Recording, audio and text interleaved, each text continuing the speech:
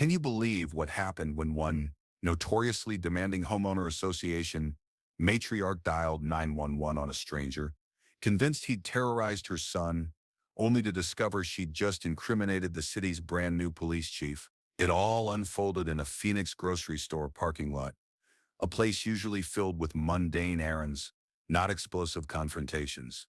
Imagine the late afternoon sun painting long shadows across the asphalt on an ordinary Thursday. Families moved with their shopping carts, children playfully pulling at sleeves, the sweet scent of fresh baked goods wafting from the store. But a different kind of tension hung heavy near the cart corrals. A young man, barely 16, stood defiantly, his face flushed, not just from the heat but from a simmering fury. He pointed accusingly at another man's groceries, everyday items like eggs, milk, and bread. Nothing out of the ordinary, yet his voice sliced through the air, stopping passers-by in their tracks. "You owe us some of that? That's how things work around here, new guy." The man he confronted didn't budge. He stood tall, a picture of calm confidence in casual jeans and a simple polo, his presence commanding attention without a single word. This was Desmond Carrington, a name soon to be known citywide, for he had just been appointed the Phoenix Police Department commander, having moved his family into the neighborhood mere days ago, yearning for a fresh start and a peaceful life. Desmond met the boy's gaze, his voice steady but firm. "Son, that's not how the world operates. These groceries are for my family. No one owes you anything." A collective gasp rippled through the onlookers.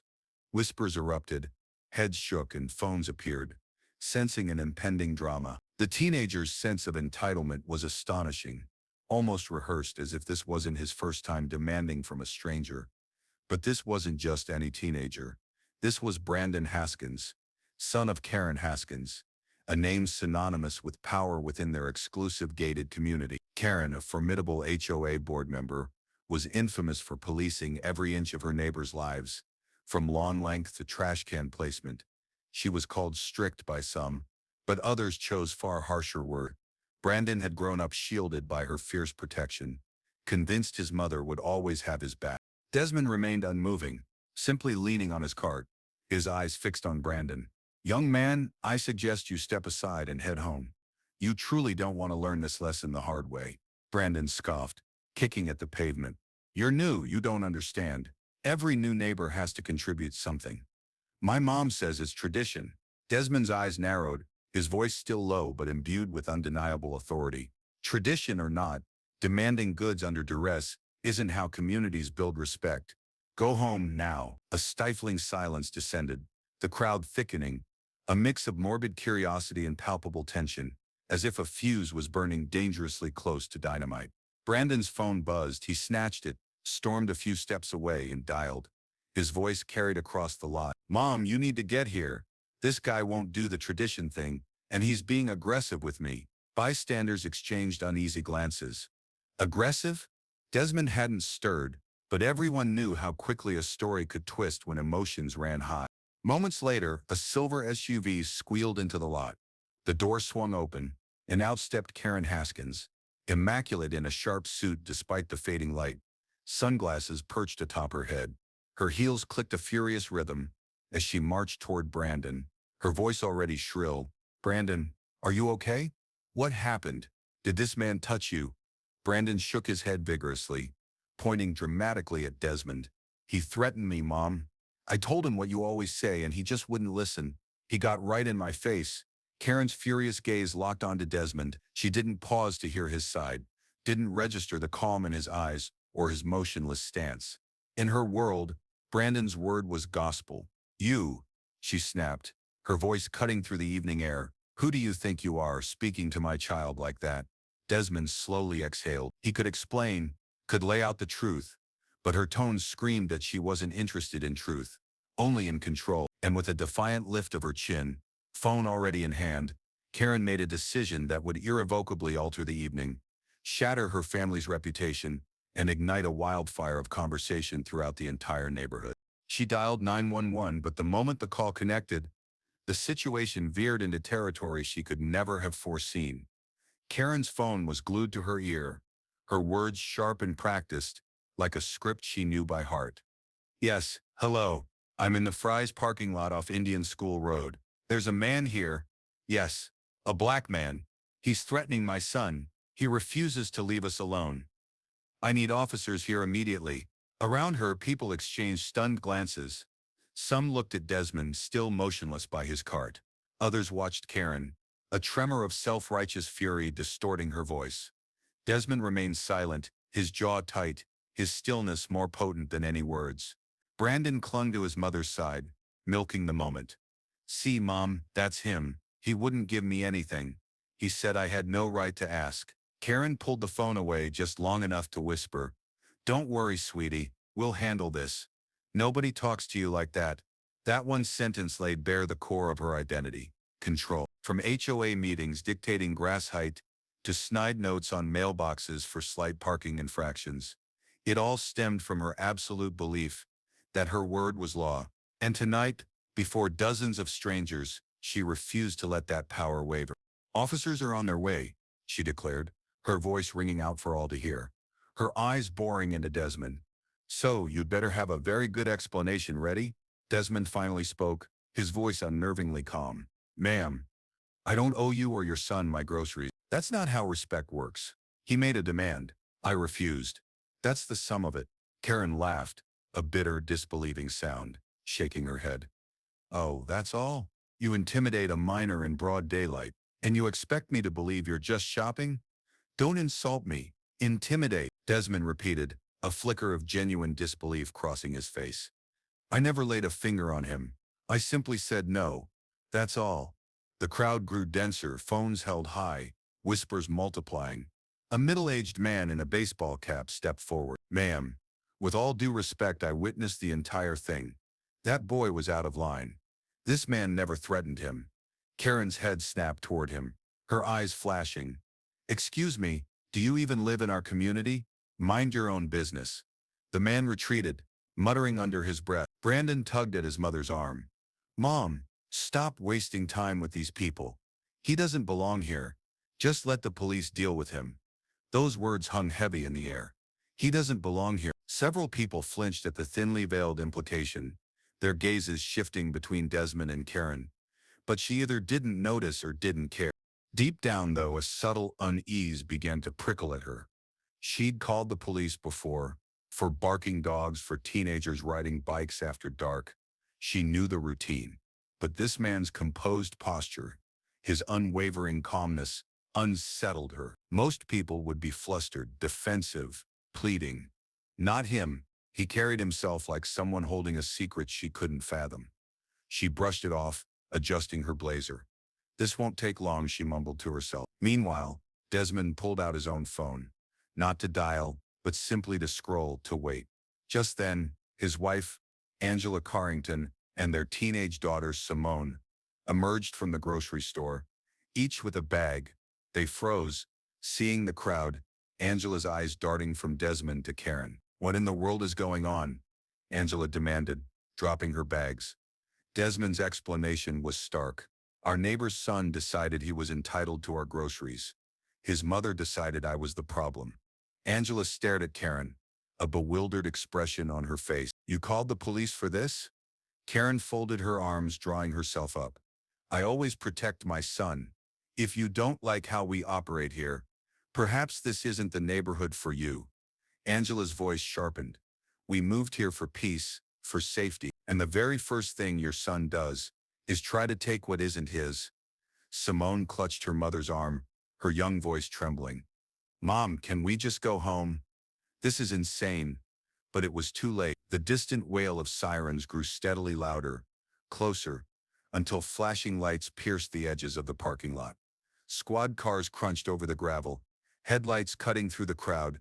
Phones reappeared, some whispering, others narrating directly to their camera. Karen smiled, a confident, almost triumphant smirk. "Good. Finally.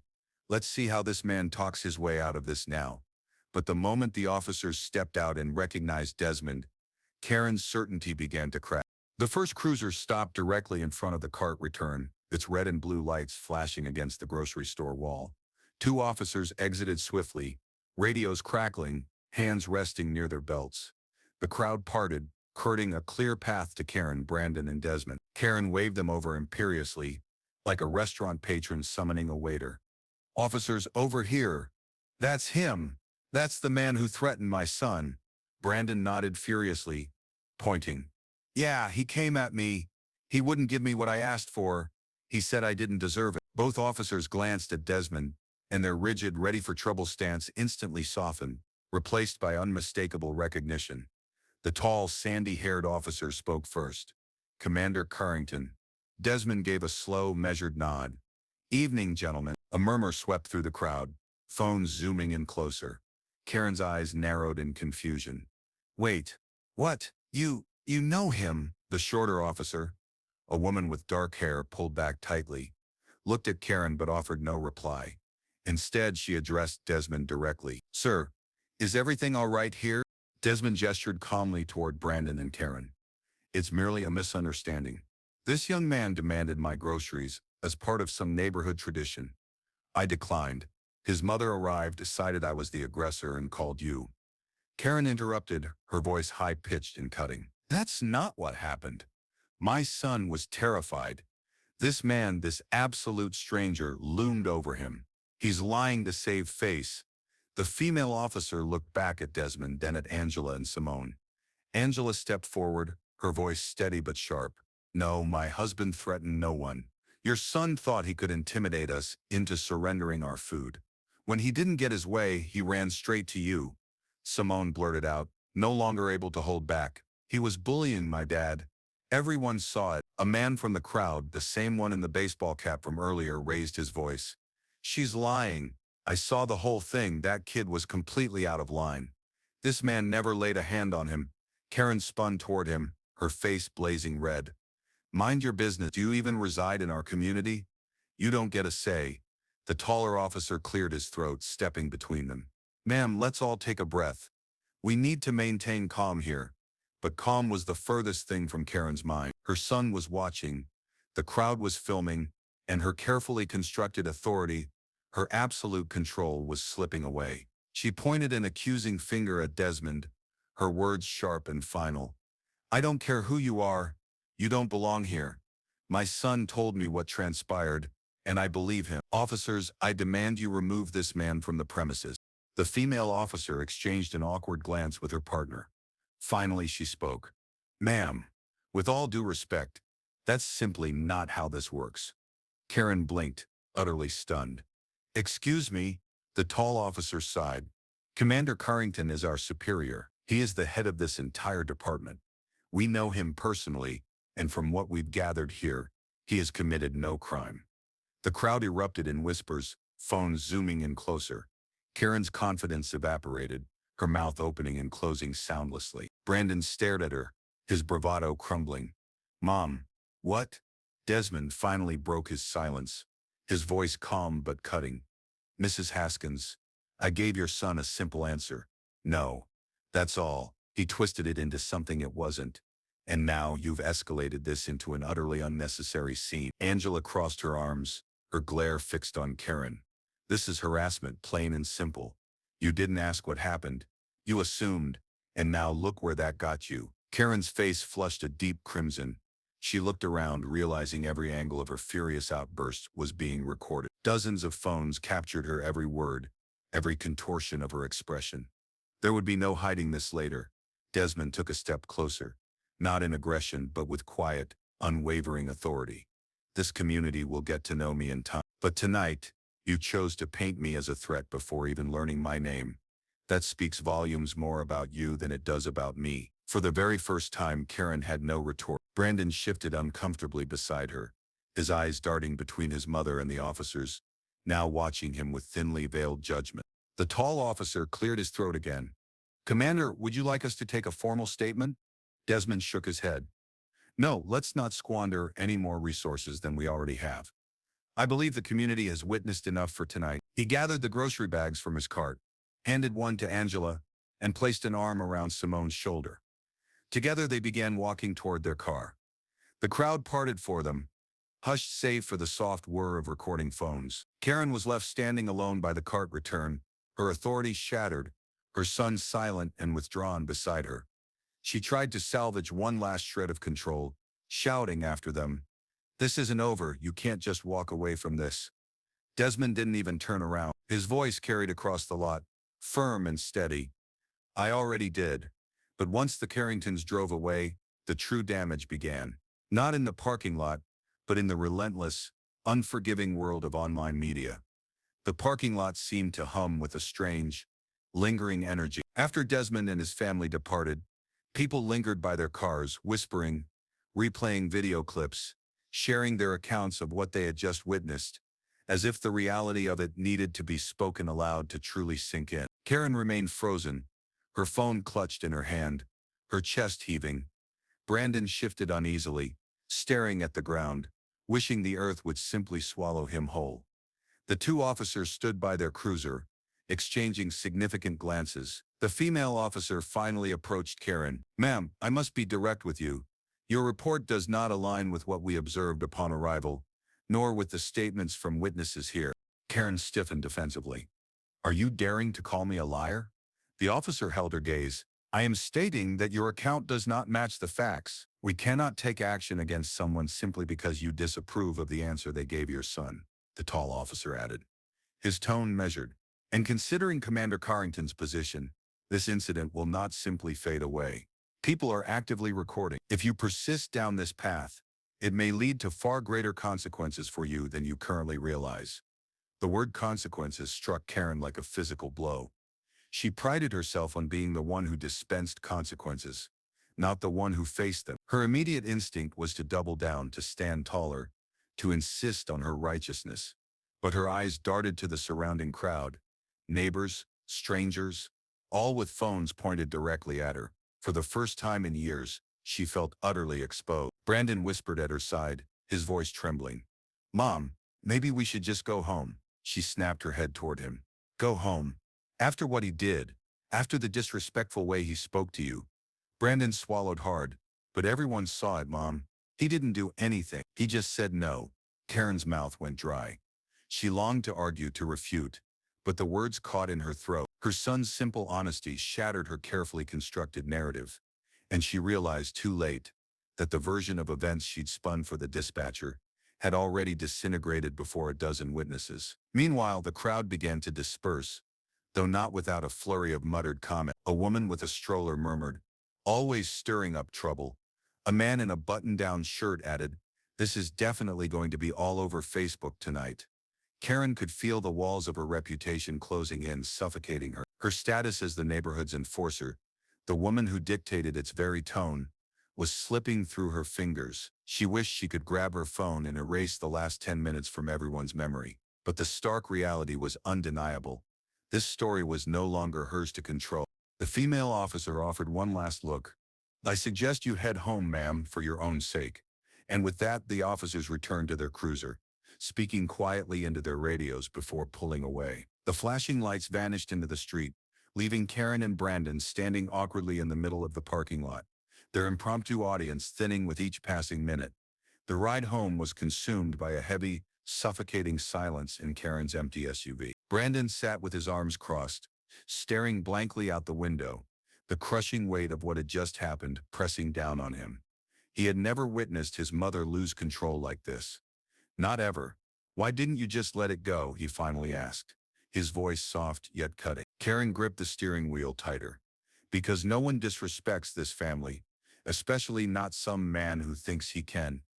She trailed off, catching herself, the words tasting sour on her tongue. She wasn't sure if she even believed them anymore. Brandon shook his head. "He didn't disrespect us, Mom. I was the one who... I just thought... I thought that's how things worked.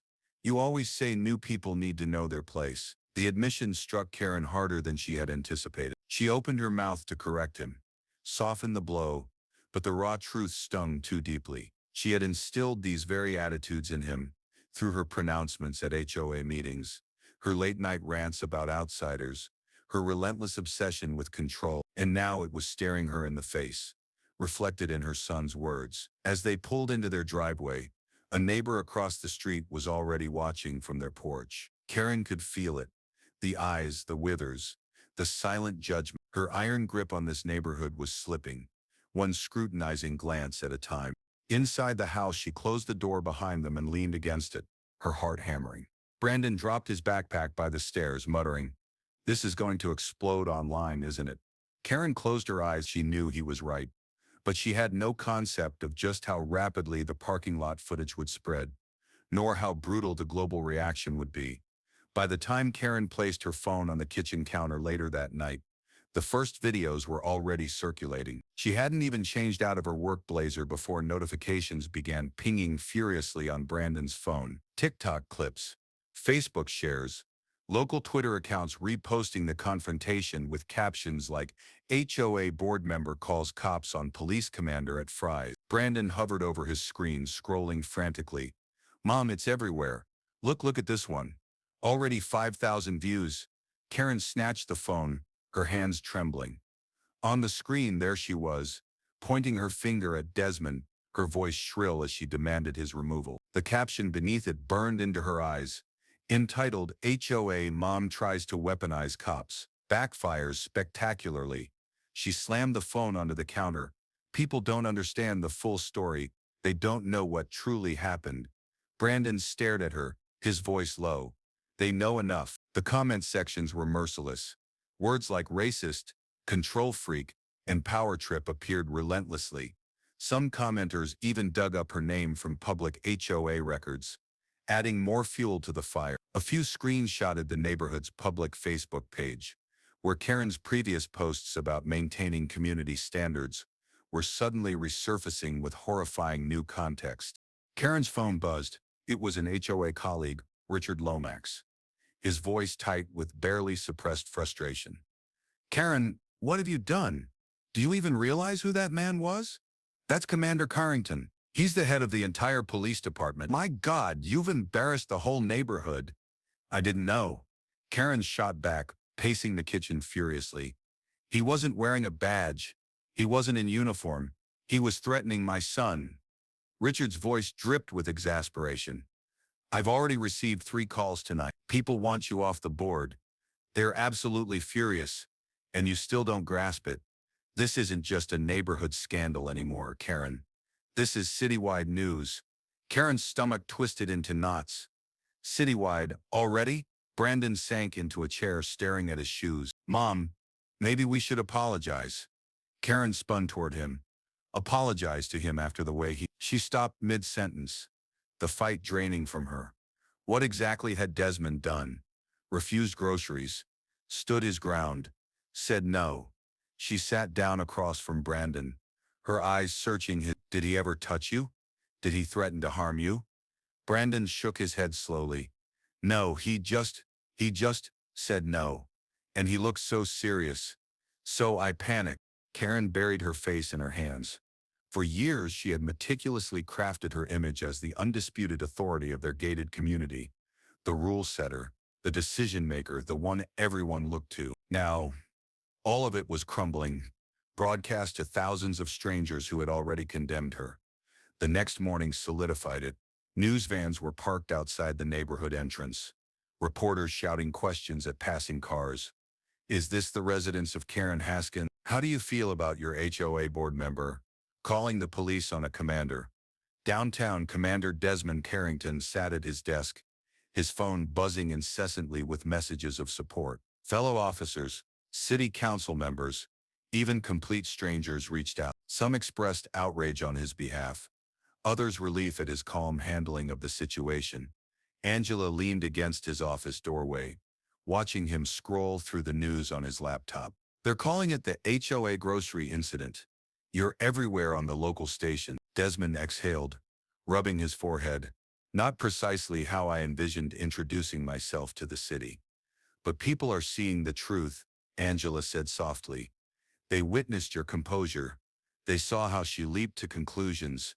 That means something." Simone, curled up in a chair, chimed in. "All the kids at school were talking about it. They're saying Mom was right. It shows what people like Mrs. Haskins do when they think they're in charge." Desmond shook his head. "I never wanted to make an example out of anyone. I just wanted to buy groceries." Angela placed a hand on his shoulder. "Sometimes the example makes itself." Back in the neighborhood, Karen found no escape from the fallout. Her phone rang ceaselessly. Neighbors demanded explanations. Board members threatened to vote her out. Her sister called from out of state, pleading with her to stop reading the online comments. But the most crushing moment came that evening, when Brandon returned from school, his face ashen as he dropped his backpack by the door. "They filmed me too," he whispered. "Kids in the hallway were laughing. They kept calling me grocery boy." Karen felt something shatter inside her. For the first time, she saw the true cost, not in her tarnished reputation, but in her son's profound humiliation. He had merely echoed her words, her beliefs, her pervasive need for control, and now he was paying the devastating price.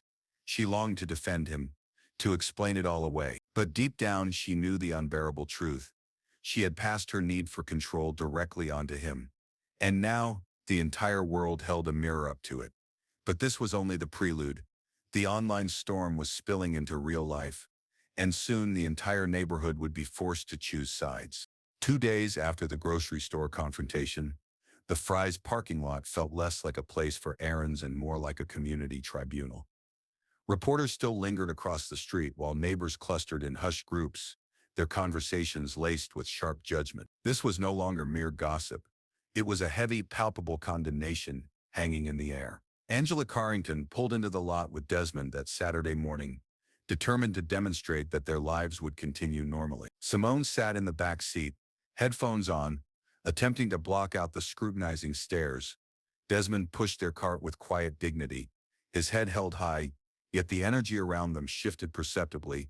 Wherever they went, some people offered warm greetings, nodding or small smiles. Others pointedly turned away, feigning absorption in their shopping bags. Inside, whispers followed their every move. "That's him, isn't it?" one woman murmured. "The commander," her friend leaned closer. "And she's the one who called the cops. Can you believe it?" By the time they reached the checkout, it felt as though every eye in the store was on them, but Desmond didn't falter. He thanked the cashier, carried the bags with quiet grace, and led his family back outside. Karen, meanwhile, sat in her SUV at the far end of the lot, engine running, her hands gripping the steering wheel. Brandon slumped low in the passenger seat, dreading the possibility of being seen.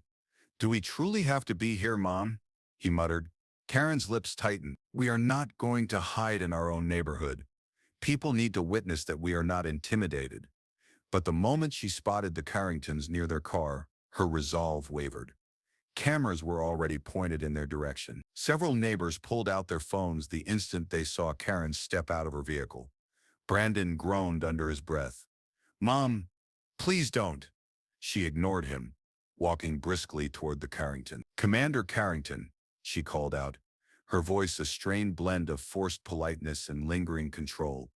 Desmond paused, placing bags in his trunk. He turned slowly, his eyes cool and unreadable. "Mrs. Haskins." Angela stood firm at his side, Simone clutching her hand. The escalating tension drew people closer, some pretending to load groceries, others openly watching. Karen's tone faltered. "I believe we should clarify the air. There's been a misunderstanding." Angela's laugh was short, sharp, and bitter. "A misunderstanding? You called the police on my husband in front of a crowd. You accused him of threatening your son. That wasn't a misunderstanding, Mrs. Haskins. That was a choice." Karen's cheeks burned crimson. "I was protecting Brandon." He was shaken because he was caught behaving with entitlement. Desmond interjected, his voice calm but piercing. He demanded what wasn't his, and instead of correcting him, you supported him with a fabrication. That is the fundamental issue here. Gasps rippled through the onlookers. Phones rose higher, recording every word. Karen's voice cracked. "I didn't lie. I thought." Brandon finally stepped forward, his voice breaking, tears welling in his eyes. "Mom, stop. Everyone knows. I told them he didn't touch me. He didn't do anything. It was me. I just didn't want to admit it." Karen stared at her son, her heart plummeting. "Brandon," but he shook his head, tears streaming down his face. "You just made it worse. You always make it worse.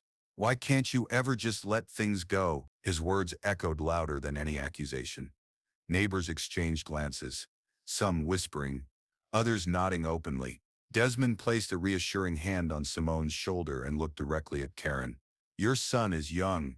He can still learn. But you, Miss Haskins, your choices carry immense weight. You taught him that power means taking from others, and now he's suffering the consequences. Angela stepped forward, her voice trembling with raw anger. Do you have any idea what it's like to explain this to our daughter? Do you know how it feels to see your child terrified because someone painted her father as a danger? You didn't just call the police. You weaponized your influence. And for what? Groceries. Karen opened her mouth, but no sound emerged. For the first time, she scanned the crowd and realized they were not on her side. Not this time. Not anymore. One of the neighbors, Linda Caraway, crossed her arms and spoke, her voice carrying clearly for everyone. Karen, we've endured your HOA tactics for years. But this crossed a line. You don't get to bully people into your version of order. Another voice chimed in. She needs to resign from the board. The murmurs swelled. A chorus of disapproval, unspoken yet undeniable. Karen stood frozen, her son's confession still ringing in her ears, her neighbor's stares cutting deep. Desmond closed his trunk, his tone final.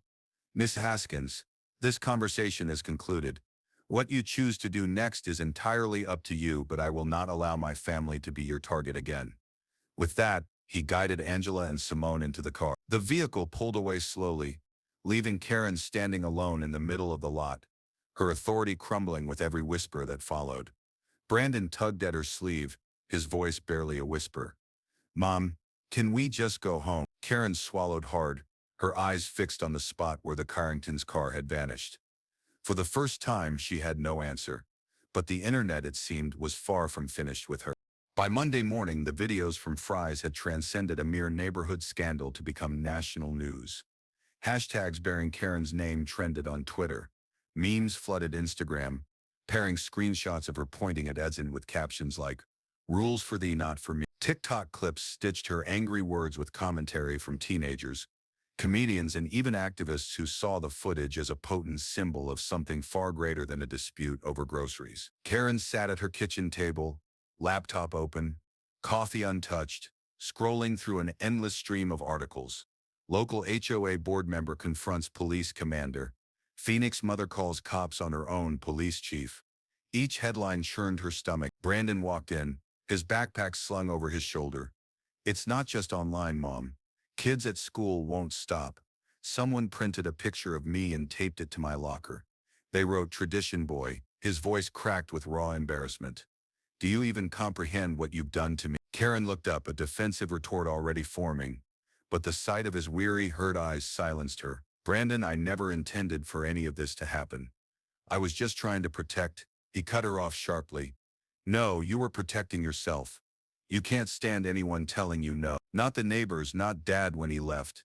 Not anyone. And now you've dragged me into your mess. Her lips parted, stunned by the ferocity of his tone. She yearned to tell him he was wrong, but in her deepest core she knew he wasn't. Meanwhile, across town, Desmond sat in his office, his phone buzzing relentlessly. News stations clamored for interviews. City council members requested official statements. His assistant leaned into the doorway. Commander, CNN just called. They want you live tonight. Desmond pinched the bridge of his nose. I didn't sign up to be a symbol. I simply wanted to shop for dinner. Angela, seated calmly on the couch in his office, raised an eyebrow. But symbols don't ask to be symbols, Desmond. They simply become them. People saw restraint in you. They witnessed a family upholding dignity in the face of hostility. That truly matters. Simone chimed in from the corner. My friends said their parents discussed it at dinner. They said it's a lesson that people need to stop judging others before they truly know them. Desmond offered a weary smile. Out of the mouths of teenagers, huh?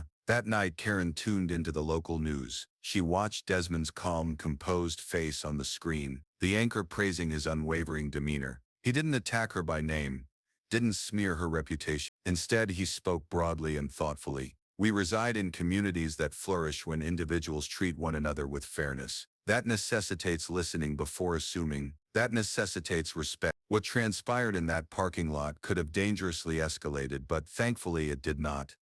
And for that, I am profoundly grateful. Still, it starkly illustrates how rapidly misunderstandings can grow when judgment supplants genuine conversation. Angela appeared briefly, her voice softer but firm. This isn't about punishment.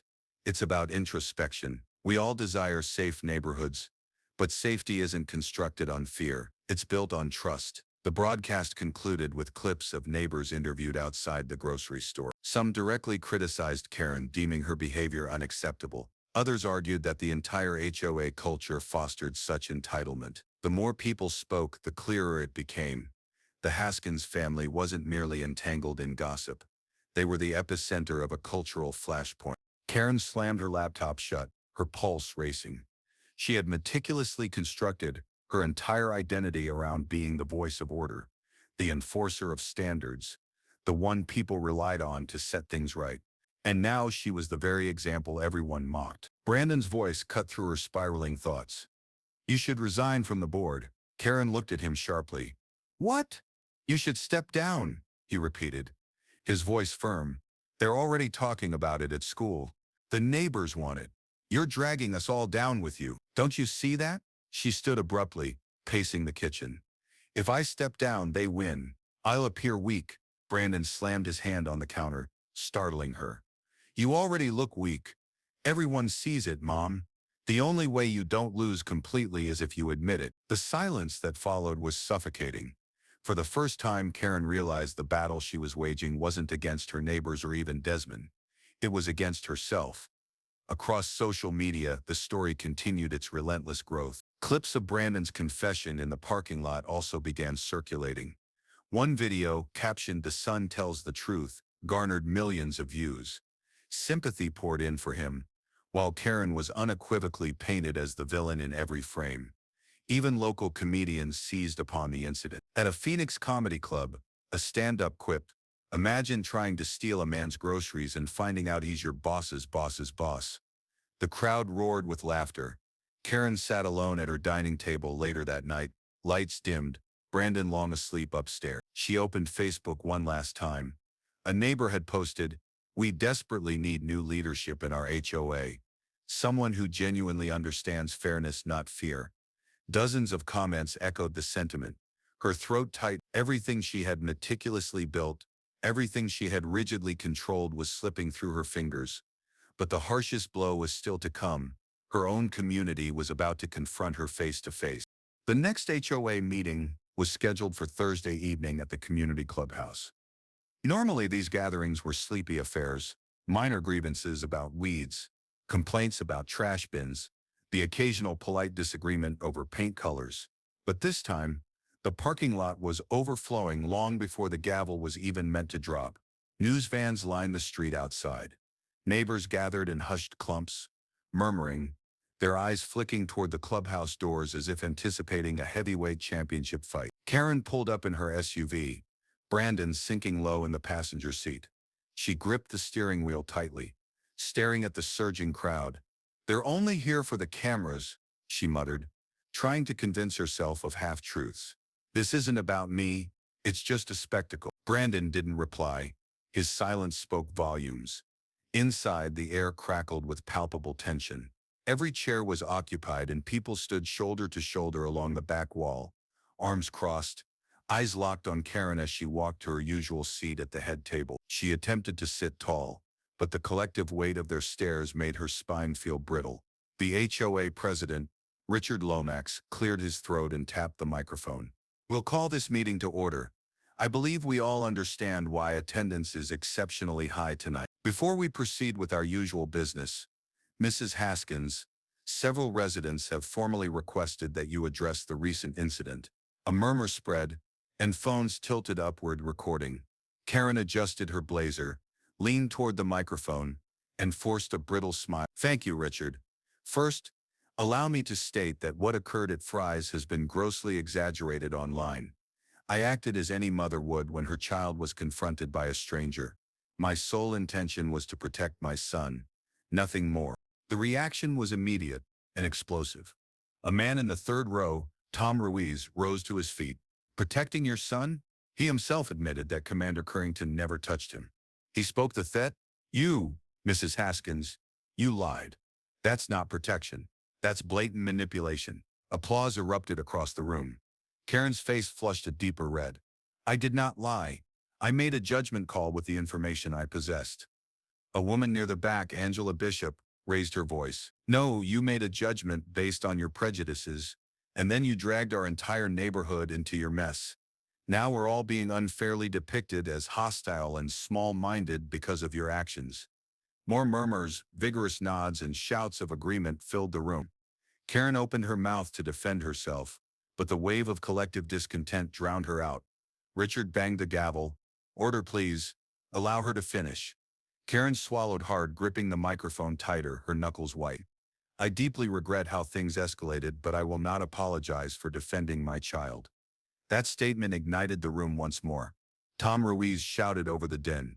No one is asking you to apologize for being a parent. We are demanding you take responsibility for misusing your authority. This isn't an isolated incident. You've exploited your position to intimidate neighbors for years. Notes on doors, threats of fines, endless policing of trivial rules, and now you've gone too far.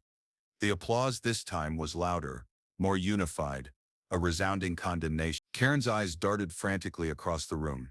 She spotted Brandon near the side wall, shifting uncomfortably, his gaze fixed on the floor. He looked as if he wished to simply disappear.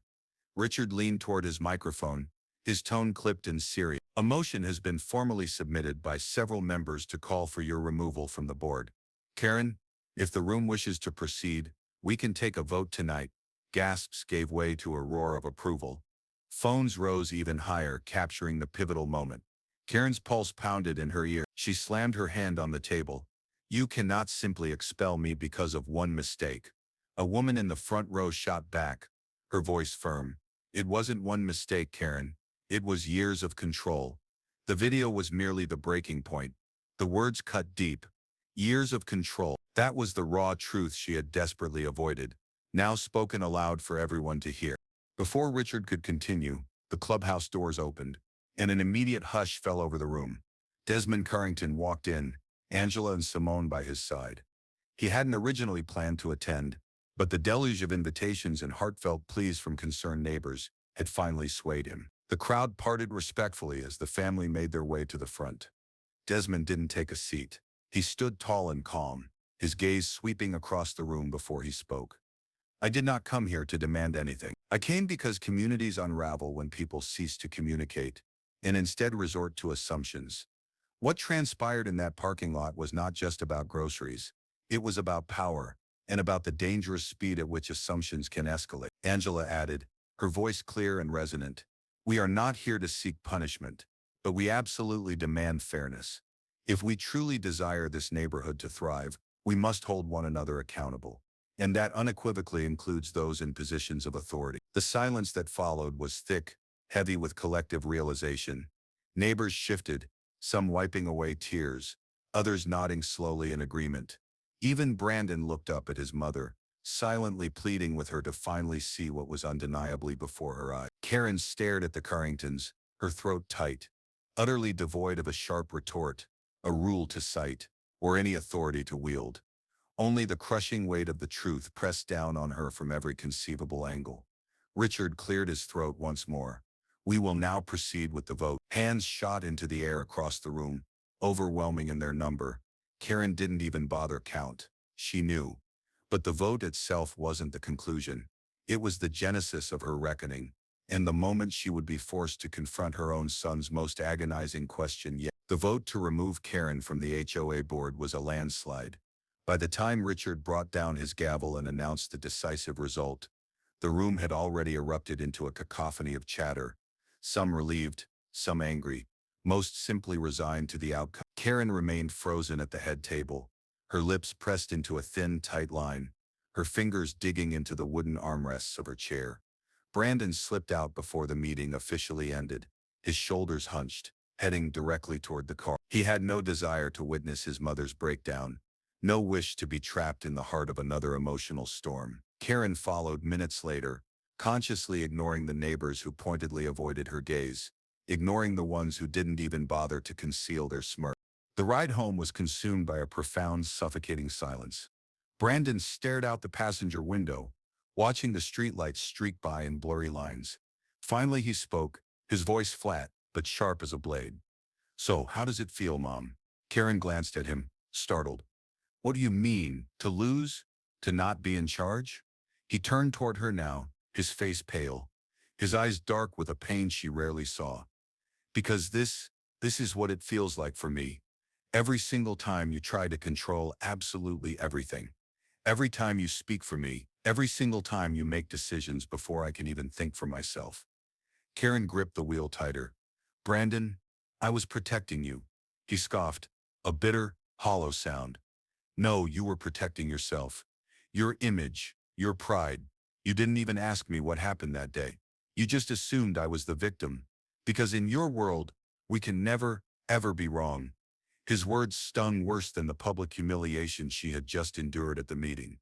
She longed to lash back, to mount a fierce defense, but she couldn't. He was right. She hadn't asked. She never asked. Brandon leaned back in his seat, his voice quieter now, tinged with exhaustion. I'm the one who hid it, Mom. I demanded his groceries. I embarrassed myself. But instead of helping me own that, you just doubled down. And now, everyone knows. Karen blinked hard, her throat tight with unshed tears. For the very first time, she truly saw the immense weight she had piled onto her son. The entitlement, the arrogance, the blind certainty that rules would always bend in their favor. She had raised him not to be honest, but to be dominant, and now he was drowning in the very attitudes she had fostered. Back at the house, Brandon went straight upstairs, leaving Karen alone in the living room. She stared at the walls, adorned with HOA commendations, certificates, and plaques from years of dedicated service. They all looked meaningless now, hollow relics of a woman who had tragically confused control for genuine leadership. Her phone buzzed on the coffee table. It was a message from her sister in Tucson. Karen, you truly need to stop. Admit you were wrong. Don't let this define Brandon's future. Please. She dropped the phone back onto the table and buried her face in her hands. For once, there was no clever response. No convenient excuse. No one to call to magically fix everything. Just silence. Meanwhile, in another part of Phoenix, Desmond sat with Angela and Simone at their kitchen table. They ate takeout quietly, the comfortable silence punctuated only by the clinking of forks. Finally, Angela broke the quiet. Do you think she'll actually learn from this, Desmond? Desmond sighed a long, weary sound. I honestly don't know, Angie. Some people truly learn when they're humbled. Others merely harden. He glanced at Simone, who was idly picking at her food. But what matters most is the example we set for her. She needs to understand that dignity doesn't originate from power. It comes from honesty. Simone looked up, her eyes wide with a lingering uncertainty. Are we truly safe here in this neighborhood, Dad? Angela reached over and squeezed her daughter's hand reassuringly. We are safe, sweetie, because we stand together. No one can ever take that from us. The next day, Karen attempted to carry on as if nothing had fundamentally changed. She meticulously trimmed the hedges in front of her house, offered a forced wave to a neighbor walking a dog, and even left a familiar note about a trash bin left too close to the curb. But instead of the usual deference, she was met with cold avoidance. The neighbor with the dog pointedly crossed the street. The homeowner crumpled her note without a glance and tossed it into the very bin she was complaining about. It was then that the stark truth hit her with devastating clarity. She no longer held any authority here. Not on the board, not among her peers, not even in the eyes of her own son. She had lost the one thing she valued above all else: control. That evening, Brandon sat at the kitchen table, his textbook spread out before him. Karen stood in the doorway, watching him. For once, she didn't correct his posture, didn't tell him to organize his papers, didn't remind him about looming deadline. She simply stood, desperately searching for the right words. Finally, she spoke, her voice barely a whisper. Brandon, I failed you. He looked up, confused by her raw admission. I taught you to demand instead of to ask, she continued, her voice trembling, to win instead of to listen, to control instead of to understand. And it's not your fault, my love. It's entirely mine. I made you believe that's how strength truly works. But it isn't. Brandon stared at her, his eyes searching, a glimmer of something new appearing. So, what now, Mom? Karen took a shaky breath, a fragile hope blossoming in her chest. Now, we change. Or at least, I try to. The silence stretched between them. But for the first time in days, it wasn't suffocating. It was hopeful, delicate, like the very first step across thin ice. But the true test would not come within the quiet walls of their home, but in how the entire neighborhood ultimately responded to her next tentative move.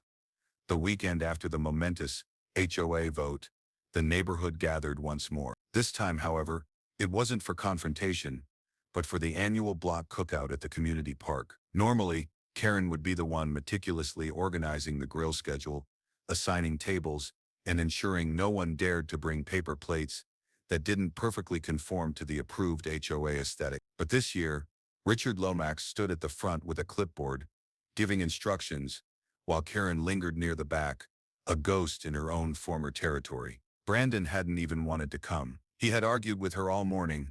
"Why would we go, Mom? Everyone despises us." But Karen had insisted. "We go because hiding only makes things worse. People need to witness that we're still here, that we're willing to face them." When they arrived, the looks were precisely what Brandon had feared. Some neighbors whispered, others pointedly turned away. Kids giggled and pointed, and even adults conspicuously avoided meeting Karen's eyes. The very same people who once trembled at her HOA notes now dismissed her as utterly irrelevant.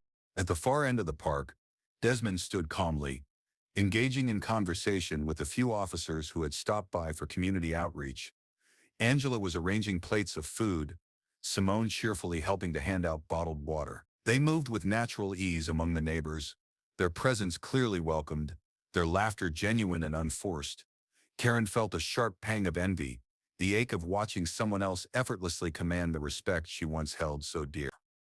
But this time, instead of reaching for her lost authority, she reached for something entirely new: humility. She nudged Brandon. "Come with me." They walked toward Desmond, and the crowd around them parted slightly, not out of deference, but out of sheer unadulterated curiosity. Everyone wanted to see what she would do.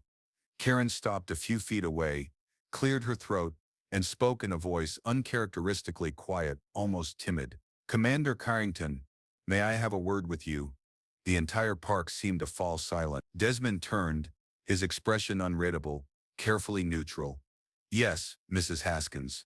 Karen glanced at Brandon, then back at Desmond, her lips trembling before she forced the words out. "I owe you and your family a profound apology. I allowed my pride and my unfounded assumptions to blind me. I should have corrected my son instead of recklessly escalating the situation. I failed as a neighbor, and I failed as a parent. I am truly sorry."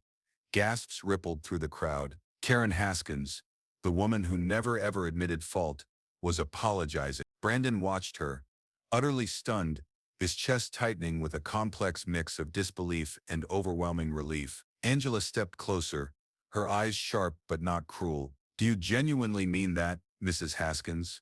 Or are you simply trying to save face?" Karen met her gaze directly.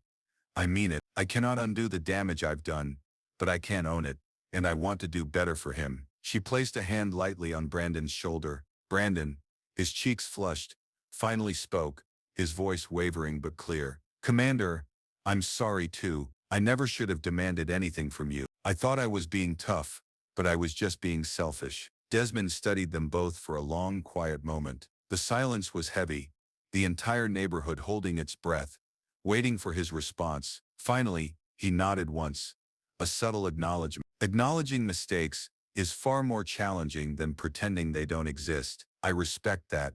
Angela crossed her arms, her tone softening slightly. "What truly matters now is whether you live it. Words mean very little if actions don't follow." Karen nodded quickly, fervently. "I understand." The Carringtons turned back toward the cookout. And while they didn't embrace Karen, they didn't dismiss her either. The neighbors murmured, some skeptical, others cautiously hopeful. For the first time in weeks, the suffocating tension in the air eased, if only slightly. Later that evening, as the sun dipped low and neighbors began packing up their folding chairs, Brandon sat beside his mother on the curb. For once, he wasn't scowling. "Mom," he said softly, almost tentatively, "I think people actually heard you." Karen let out a shaky laugh, a sound of fragile relief. "I think they heard me because I finally said what truly mattered." She paused, her voice quieter, more reflective. "You were right, Brandon. About me always needing control. About me never asking. I don't want to keep being that person." He looked at her carefully, a flicker of genuine curiosity in his eyes. So, what now? She smiled faintly, a new tentative hope in her expression. Now we rebuild, not by running meetings or handing out fines, by listening, by admitting when we're wrong, by simply starting over. Brandon leaned against her shoulder, and for the first time in weeks, the crushing heaviness between them lifted. Across the park, Desmond watched quietly as he loaded the last cooler into his trunk. Angela noticed his gaze. Do you truly think she'll change? Desmond shrugged, a thoughtful expression on his face. I honestly don't know, but I know her son will remember this. And maybe, just maybe, that's enough to finally break the cycle. Angela slipped her hand into his. A soft, warm gesture. Then perhaps something genuinely good came from all this after all. The Carringtons drove home together, the neighborhood quieter, the atmosphere undeniably softer than it had been in weeks. For Karen, the long, arduous road to redemption had just begun. But that evening marked her very first honest step. She had spent years teaching others how to follow her rules, but it took one utterly humiliating mistake to finally teach herself the hardest lesson of all, that respect can never be demanded. It must always be earned. And that truly is the profound message here. Control does not build community.